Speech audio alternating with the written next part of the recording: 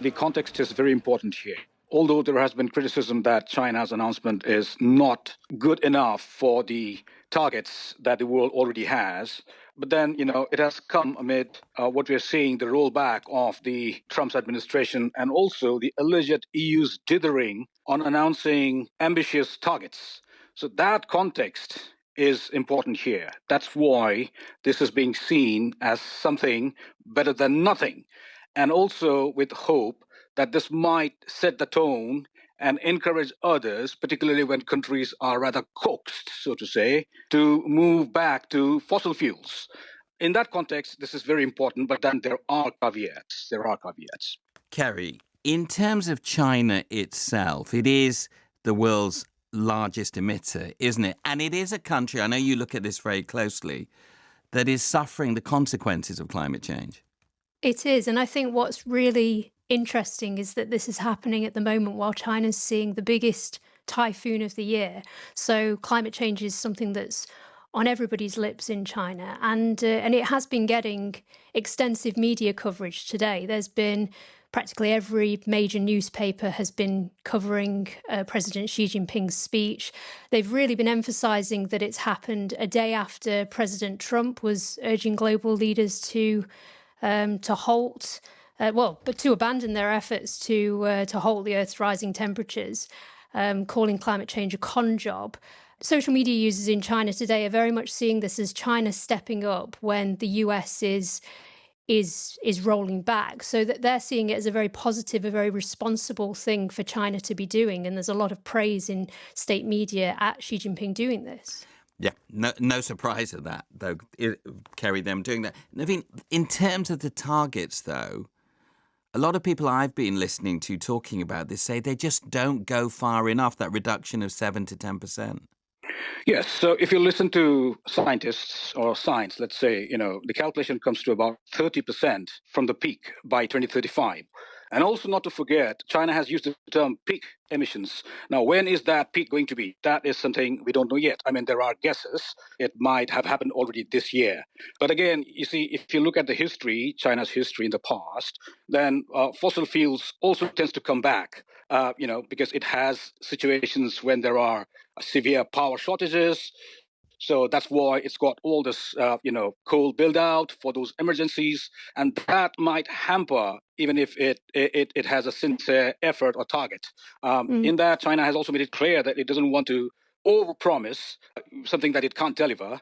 Fair enough. But again, China has been riding two horses for many years now. One on its traditional fossil fuels that we have seen all these years, but then the other horse, the renewable energy. Now, we are all waiting for the time when it abandons altogether that old horse, fossil fuel horse, and then embarks totally on renewables. Is that going to happen soon?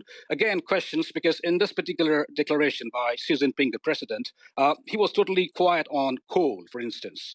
And coal is a major issue for China. Like I said, it tends to go back to coal whenever there is power crisis. And therefore, we're not sure. It remains to be seen what happens, but definitely something better than nothing, but not up to the mark. Yeah, this is something I completely agree with, that China does go back to coal quite a lot because it sees climate incidents so routinely throughout the year. I mean, you'll know, Rahul, I send emails out every day on media observations that I'm seeing, and particularly in the spring and summer months, there will be almost every day some climate incident, whether it be a flood in China, a drought, and it does. What happens at these times is there is a strain on energy in local towns and cities, and coal is something that China will routinely fall back on, even though there's a big push at a national and even an international level to show that China's moving increasingly green. It does very much emphasise that it does need these traditional things like coal to be able to support locals when situations like this happen.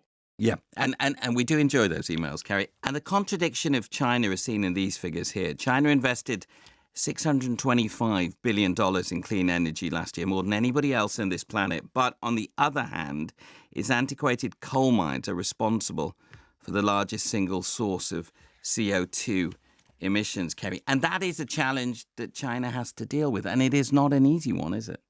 It's not. No. These incidents don't go away, and I'm seeing more and more of them as the years go on. So it is something that China's having to grapple with very, very frequently. But what it often does in its media is it stresses that a lot of countries are starting to see huge climate crises nowadays. We've started to hear more about floods in other countries and we didn't used to all around the world. So there's a real emphasis instead on this being an international.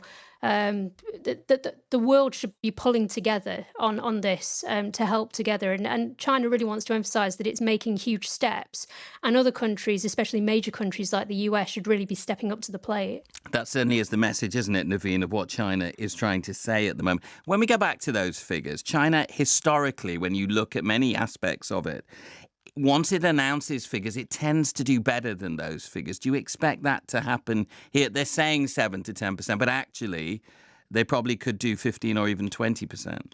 So if you look at, what they promised for, let's say, wind or solar, yeah, the 2030 was the target, but they achieved that in 2024. So that was, yay, big achievement. Definitely, the vacuum left by Trump's rollback and EU allegedly dithering to come up with ambitious announcements. Definitely, China has cashed in on that, so to say. But this is one aspect. But the other aspect is, let's not forget the economy, geopolitics. So what happens is, even those who had good intention or who have good intention to contribute to global reduction of carbon emissions, what happens is when geopolitics shapes, or let's say economy, the competition shapes up in such a way that other, rivals, if they are strengthening because they've been continued to use fossil fuels, then definitely what happens is other major players will have to think hard. What do we do about it, Naveen Singh Gadkar, environment correspondent. Before that, we heard from Kerry Allen, our China specialist, looking at that announcement by China and the implications, not just for China, but for the globe when it comes to climate change as well.